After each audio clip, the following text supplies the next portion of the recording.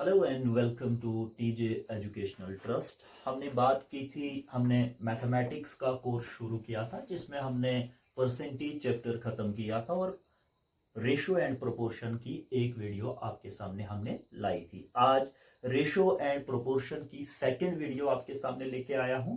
इस second video में हम बेसिक लेवल की बात करेंगे, बेसिक रेशो एंड प्रोपोर्शन की बात करेंगे।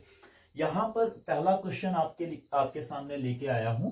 पहला क्वेश्चन बता रहा है, अगर a रेशो b की वैल्यू आपके पास दी है कितनी, 2:5, और इसी तरीके से b रेशो c की आपके पास वैल्यू दी है 1:7, और c रेशो d की वैल्यू आपके पास क्या दी है, 3:1। क्वेश्चन यहां पर कह रहा है find a ratio b ratio c ratio d। आपके पास क्या क्या क्वेश्चन है कि आपके पास क्वेश्चन में दिया है a रेशो b की वैल्यू 2:5, b रेशो c की वैल्यू में आपके पास दिया है 1:7, c रेशो d में आपके पास दिया है 3:1। आपने फाइंड क्या करना है, फाइंड करना है a ratio b ratio c ratio d। इन तीनों का रेशो, इन चारों का रेशोज आपने फाइंड करना है। तो यहां पर अप्रोच क्या हम यूज करेंगे, देखिए इस क्वेश्चन को हम ट्रेडिशनल मेथड से यूज न करके हम यहां पर ट्रिक्स का यूज करेंगे। देखिए यहां पर आपके पास क्या है, 2:5, 1:7, 3:1। यहां पर पहले आप ऐसे मल्टीप्लाई करिए इसको, ये बन जाएगा a ratio b ratio c ratio d की वैल्यू। देख लीजिए 2 3 जर कितना हुआ 6 और 5 7 जर हुआ कितना 35। a और d की वैल्यू आपके पास आ गई। अब b और c की वैल्यू कैसे आप निकालोगे, आप इसको इसके साथ ऐसे मल्टीप्लाई करो, इसको ऐसे मल्टीप्लाई करो। देखो यहां पर इसको ऐसे मल्टीप्लाई, पहले आपने इधर से नीचे की तरफ मल्टीप्लाई करना है दोनों को, फिर इधर से इधर की तरफ आपने मल्टीप्लाई करना है और इधर से इधर की तरफ। तो 5 1 जर 5 और 5 1 जर 5 आया, 5 3 जर कितना हुआ, यहां पर आएगा 15। इसी तरीके से 5 7 जर हुआ 35, 35 3 जर हुआ 105। तो ये रेशो आ गया आपके पास क्या, a ratio b ratio c ratio d का आंसर। देखिए हमने क्या किया इस क्वेश्चन में, a रेशो b आपके पास 2:5 दिया था, b ratio c is equal to 1:7 दिया था, c रेशो d आपके पास 3:1 दिया था। तो आपने क्या अप्रोच किया, यहां पर आपने पहले इधर से नीचे की तरफ मल्टीप्लाई किया, इसी तरीके से इधर से नीचे की तरफ मल्टीप्लाई किया। 2 3 जर हुआ 6 तो ये a की वैल्यू आई, 5 7 जर हुआ 35 तो ये d की वैल्यू आई। फिर आपने इधर से ऐसे ऐसे मुड़ना है, तो 5 1 जर 5, 5 3 जर कितना हुआ 15, तो b की वैल्यू 15, 5 7 जर हुआ 35, 35 3 जर कितना हुआ 105। आप इसको ऐसे भी कर सकते थे, दूसरा तरीका ये भी है आपके पास। दूसरा तरीका मैं आपको बता देता हूं, आप लिखिए a b c और d, ये तीन आपने इसका रेशो आपके पास क्या क्या दिया है, a रेशो b की वैल्यू दी है 2 5, और उसके बाद b रेशो c की वैल्यू आपके पास क्या दी है, b रेशो c की वैल्यू आपके पास 1 7 दी है। इसी तरीके से c रेशो d की वैल्यू आपके पास क्या दी है 3 1। अब यहां पर ये वैल्यू बचती है, ये वाली चीजें बचती है, वहां पर आप डाल दीजिए। 5 यहां पर बचा है तो 5 के बगल में भी आपके पास 5 आएगा, यहां पर भी 5 आएगा। 7 7 के बगल में भी आपके पास 7 आएगा, 1 के बगल में 1 आएगा, और यहां पर 3 के बगल में 3, यहां पर भी 3। देखिए हमने क्या किया, आपके पास 2:5 दिया था, यहां पर 1:7 दिया था, 3:1 दिया था। आपने 5 के बगल में 5 लिखा, फिर 5 के बगल में 5 लिखा, यहां पर 1 के बगल में क्या लिखा 1 लिखा, 3 के बगल में 3 लिखा, और 3 के बगल में फिर से 3 लिखा। अब नीचे की तरफ सबको मल्टीप्लाई कर दो। ये दूसरी अप्रोच है इस क्वेश्चन को निकालने के लिए। 2 3 जर क्या होता है 6, 5 3 जर हुआ 15, 5 7 जर 35, और 35 3 जर होता है 105, और 5 7 जर कितना हुआ 35। तो क्या यही रेशो इसी दूसरी अप्रोच के साथ भी हमने इस क्वेश्चन को सॉल्व किया। आपके पास 6:5 15:105:35, इस अप्रोच के साथ भी आपने इसको किया और इस अप्रोच के साथ भी आपने इसका आंसर किया। बड़े आसानी के साथ हमने दोनों अप्रोच के साथ इसको आंसर किया। अगला क्वेश्चन है, a is 2 times of b and a is 5 times of c, find a ratio b ratio c। देखिए इस क्वेश्चन को सॉल्व करने का तरीका क्या है, ए इज 2 टाइम्स ऑफ बी, इसका मतलब ए रेशो बी की वैल्यू क्या दी है, ए रेशो बी की वैल्यू आपके पास दी है 2:1। अब 2 टाइम्स ए जो है ज्यादा है एज कंपेयर टू बी, इसका मतलब हमने लिखा 2:1। इसी तरीके से A is 5 times of C, A is 5 times of C, A ratio C की वैल्यू क्या दी है 5:1, क्योंकि यहां पर भी बताया गया है ए जो है 5 गुना है आपके पास सी से। अब देखिए यहां पर भी ए आ रहा है, यहां पर भी ए आ रहा है, हमने क्या करना है, हमने इन ए को क्या कर देना है, बराबर कर देना है। यहां पर 2 है, यहां पर 5 है, ए की वैल्यू या तो 2 हो सकती है या तो 5 हो सकती है, दोनों 2 भी हो 5 भी हो ये पॉसिबल नहीं है। तो हम क्या करेंगे, यहां पर 5 के साथ मल्टीप्लाई करेंगे, यहां पर 2 के साथ मल्टीप्लाई करेंगे, ताकि हमारे पास ए की वैल्यू बराबर हो जाए यहां पर। और इस पूरी इक्वेशन को आपने करना है, ठीक है। तो 5 2 जर कितना हुआ यहां पर 10 रेशो, 5 1 जर क्या हुआ 5, इसी तरीके से 5 2 जर हुआ 10 रेशो, 2 1 जर क्या हुआ 2। तो यहां पर आपके पास अब ए की वैल्यू क्या आ गई है, ए की वैल्यू बराबर आ गई है। तो ए रेशो बी आपके पास 2:1 दिया था, ए रेशो सी की वैल्यू आपके पास 5:1 दिया था। देखिए यहां पर अप्रोच क्या हम यूज कर रहे हैं, अप्रोच यहां पर बहुत इजी अप्रोच है।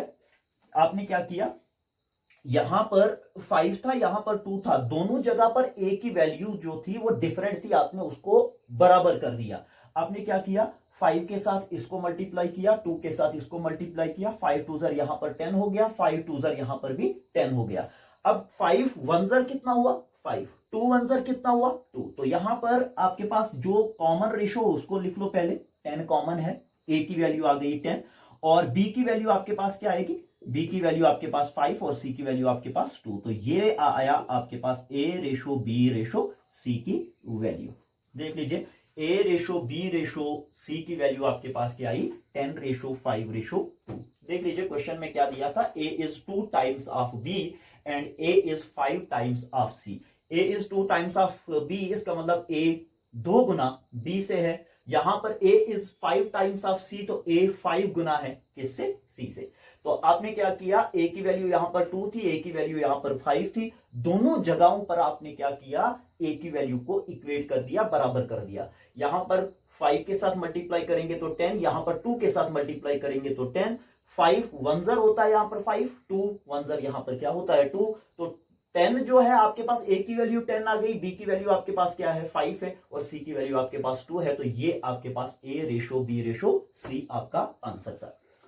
क्वेश्चन नंबर 3 में क्या दिया है, क्वेश्चन नंबर 3 बड़ा आसान क्वेश्चन है, दिखने में बहुत ज्यादा डेंजर लग रहा है, दिखने में ऐसा लग रहा है कि ये क्वेश्चन कहा जाएगा, लेकिन क्वेश्चन बहुत आसान है। इस क्वेश्चन को सॉल्व करने की अप्रोच में जब आपको बताऊंगा तो ये बहुत ही इजी अप्रोच आपको दिखेगी।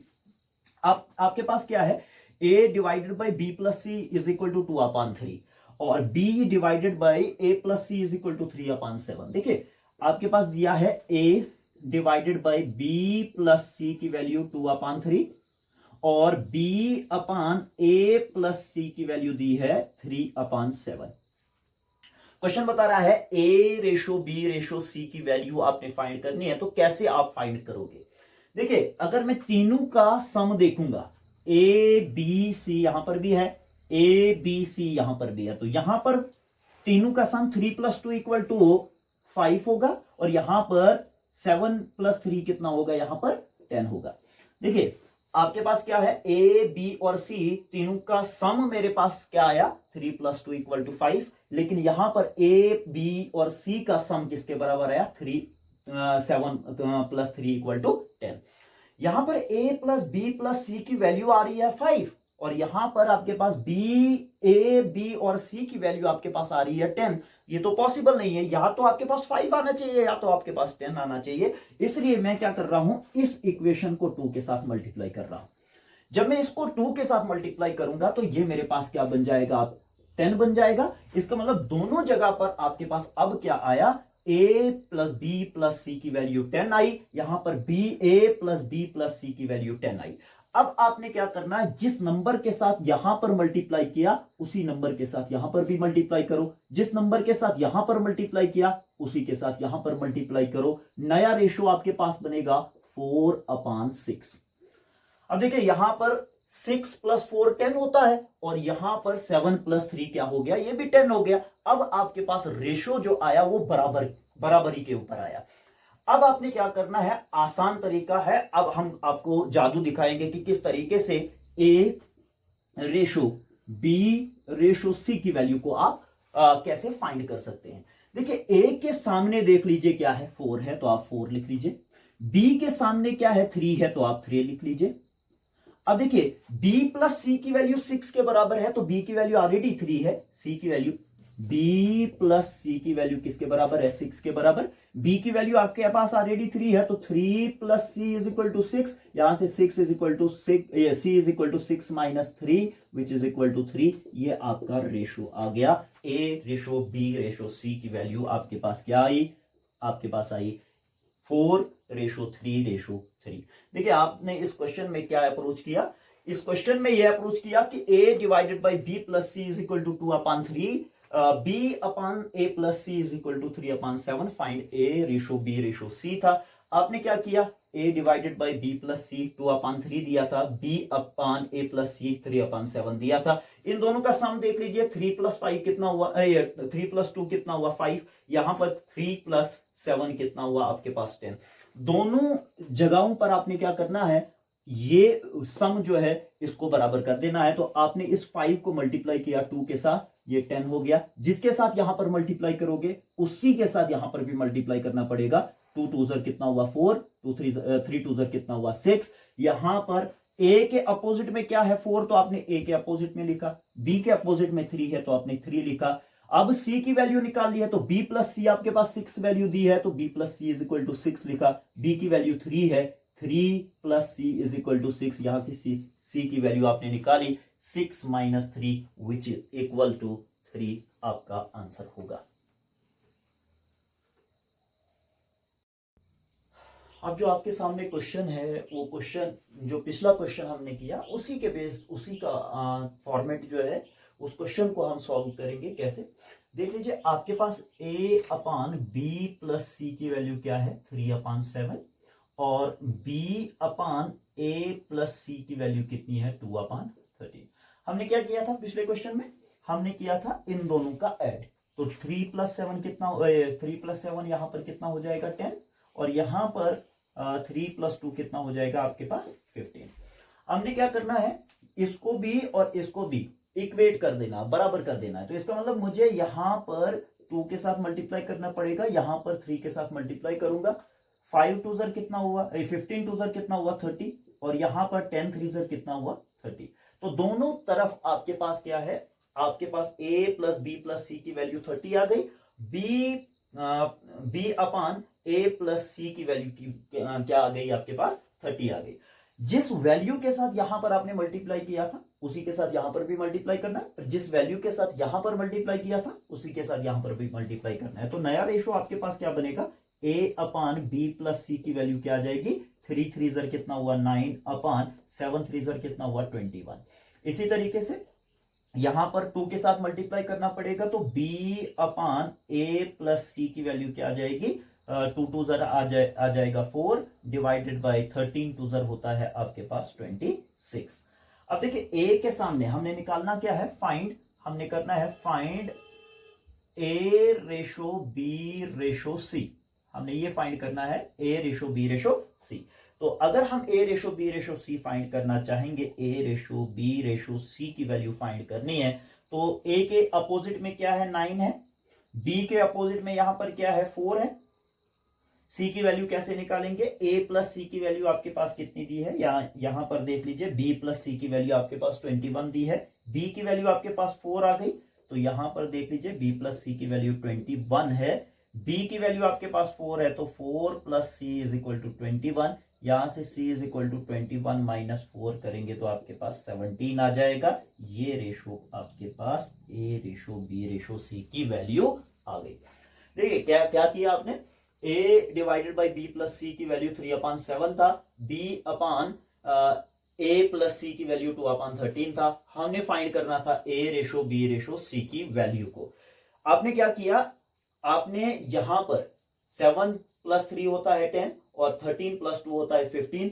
आपने क्या कर दिया, यहां पर भी इक्वल, यहां पर सम कर दिया, यहां पर भी इक्वल सम कर दिया। देखिए 15 टू जर होता है 30, 10 थ्री जर होता है 30। जिस वैल्यू के साथ यहां पर मल्टीप्लाई कर रहे हो उसी के साथ यहां पर भी मल्टीप्लाई करना है। आपके पास नया रेशो क्या आया, a divided by b plus c की वैल्यू 9/21। 9 कैसे आया, 3 3 जर 9, 7 3 जर होता है 21। इसी तरीके से यहां पर 2 2 जर आपके पास 4 होता है, 13 2 जर यहां पर क्या होता है 26। यहां पर a के सामने क्या है 9, तो 9 लिख लिया आपने। b के सामने आपके पास 4 है तो 4 लिख लिया आपने। b प्लस c की वैल्यू आपके पास 21 है तो आपने लिखा b plus c is equal to 21। b की वैल्यू आपके पास कितनी है, b की वैल्यू आपके पास 4 है, इस 4 को यहां पर पुट किया, plus c is equal to 21। c is equal to 21 minus 4 which is equal to 17 आपका आंसर होगा। इसी तरीके से अगला क्वेश्चन है, find the share b minus C. b minus C का शेयर निकालना है। अगर 250 जो है उसको डिस्ट्रीब्यूट किया गया a b c में और उनका रेशो क्या था 2:5। देखिए इस क्वेश्चन को करने का अप्रोच क्या है, आपके पास पहले a b c की वैल्यू निकलेगी, फिर b माइनस सी की वैल्यू आप आसानी से निकाल सकते हो। तो देखिए क्या करेंगे आप, आपके पास 2:1 है। आप 2 2 और 1 कितना होता है 2 + 2 4, 4 + 1 कितना होता है 5। 250 को डिवाइड कीजिए, इस 250 को डिवाइड कर दीजिए किसके साथ, 5 के साथ। 5 1 जर 5, 5 जर होता है 25, ये बन गया 50। इसका मतलब आपके पास 5 की वैल्यू किसके बराबर, 1 की वैल्यू आपके पास 50 के बराबर है। अब b की वैल्यू किसके बराबर है जरा देख लीजिए, b की वैल्यू 2 है तो 2 इंटू 50 करिए, किसके बराबर, ये b की वैल्यू आ जाएगी। 2 इंटू 50 आपके पास 100 होता है। इसी तरीके से c की वैल्यू निकाल ली है, c की वैल्यू 1 है तो 1 की वैल्यू किसके बराबर है 50 के बराबर। आपने क्वेश्चन में क्या करना था, b माइनस सी का शेयर निकालना था। b की वैल्यू 100 है तो 100 माइनस 50 निकालेंगे तो आपके पास 50 आंसर आएगा। देखिए क्या किया आपने, ये जो रेशो आपके पास दिया था 2:2:1, इसी का यूज करके आपने इसकी वैल्यू निकाली। देखिए 2 2 4 होता है, 4 + 1 कितना होता है 5। 250 डिवाइडेड बाई 5 करेंगे तो 50 आएगा, मतलब 1 की वैल्यू 50 है, b की वैल्यू कितनी है 2, तो आपने क्या किया 2 इंटू 50 किया, 100 के बराबर आया। c की वैल्यू कितनी है 1, तो c की वैल्यू अगर 1 है तो 1 की वैल्यू कितनी है 50, आपने 50 लिखा। इसी क्वेश्चन में क्या बताया गया था, b माइनस सी का शेयर निकालो। b माइनस सी का शेयर कैसे निकालोगे, b की वैल्यू 100 है, 100 डाल दिया। c का शेयर कितना है 50, 50 डाल दिया। 100 माइनस 50 कितना होता है, आपके पास 50 आंसर होगा।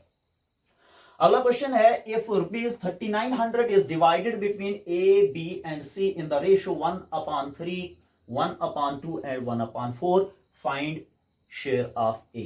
आपके पास 3900 रुपीज थे, उसको डिवाइड किया गया a:b:c में। a b और c 3 आदमी थे, उनमें 3900 रुपीज को डिवाइड किया गया किस रेशो में, 1/3 रेशो 1/2 एंड 1/4 में। अब देखिए आपके पास 1/3 रेशो 1/2 रेशो 1/4 है। मैंने जब आपको रेशो एंड प्रोपोर्शन चैप्टर पढ़ाया था, शुरू किया था, उसी वक्त मैंने आपको बताया था कि ये जो वैल्यू है ये आपके पास फ्रैक्शन में नहीं होनी चाहिए, बल्कि ये होल नंबर में होनी चाहिए। तो इसको होल नंबर में कैसे कन्वर्ट करते हैं, जिसने पिछली वीडियो नहीं देखी है वो पिछली वीडियो पहले देखे, वहां पर आपको पता चल जाएगा कि इस फ्रैक्शन वाली वैल्यू को कैसे हम होल नंबर में कन्वर्ट करते हैं। यहां पर देखिए हमने क्या करना है, हमने सबसे पहले इसका क्या निकालना है, इसका सबसे पहले हमने एलसीएम निकालना है। एलसीएम कैसे निकालते हैं, जो इनमें बड़ा नंबर होगा, इनमें कौन सा बड़ा नंबर है 4, 4 का पहले आपने देखना है कि ये दोनों डिवाइड हो रहे हैं कि नहीं। 4 डिवाइडेड बाई 2 2 होता है, 4 डिवाइडेड बाई 3 नहीं होता। इसी तरीके से 4 का डबल कीजिए 8 होता है, 8 डिवाइडेड बाई 2 4 होता है, 8 डिवाइडेड बाई 3 नॉट पॉसिबल। इसी तरीके से 4 इंटू अब 3 करिए, 4 इंटू 3 होता है 12, 12 डिवाइडेड बाई 2 करेंगे 6, 12 डिवाइडेड बाई 3 करेंगे तो आपके पास कितना आएगा 4 आएगा। इसका मतलब इसका जो एलसीएम आएगा वो कितना आएगा 12 आएगा। उस एलसीएम के साथ इनको मल्टीप्लाई कर दीजिए, 12 into 1/3 ratio 12 into 1/2 ratio 12 into 1/4। यहां से 3 1 3 3 4 12, 2 1 ज़र 2, 2 6 ज़र 12, 4 1 ज़र 4, 4 3 ज़र 12, 4 1 ज़र कितना होता है 4, रेशो 6 1 ज़र कितना होता है 6, रेशो 3 1 ज़र क्या होता है 3। तो ये इसका क्या बन गया, रेशो बन गया, जो आपके पास क्या है, आपके पास होल नंबर फॉर्म में आ गया। अब आपने इन तीनों का सम करना है। तीनों का सम क्या आ जाएगा, 4 + 6 कितना होता है 4 + 6 हो गया आपके पास 10, 10 + 3 कितना होता है 13, 13 की वैल्यू आपके पास दी है 3900 के बराबर। इसका मतलब 13 की वैल्यू आपके पास 3900 के बराबर दी है। 1 की वैल्यू कितनी आ जाएगी, 3900 डिवाइडेड बाई 13 कितना होता है 300। 300। तो आपके पास क्वेश्चन में बताया गया है ए का शेयर निकालना है आपने। किसका निकालना है, ए का शेयर। ए का शेयर कितना है 4, 4 × 300 करिए तो एज शेयर क्या आ जाएगा, एज शेयर आ जाएगा आपके पास 4 × 300 विच इज इक्वल टू 1200 आपका आंसर होना चाहिए। 1200 रुपए जो है शेयर मिला किसका, हमारे पास एज जो है उसको 1200 रुपीज क्या है शेयर मिला। Thank you and keep watching our channel.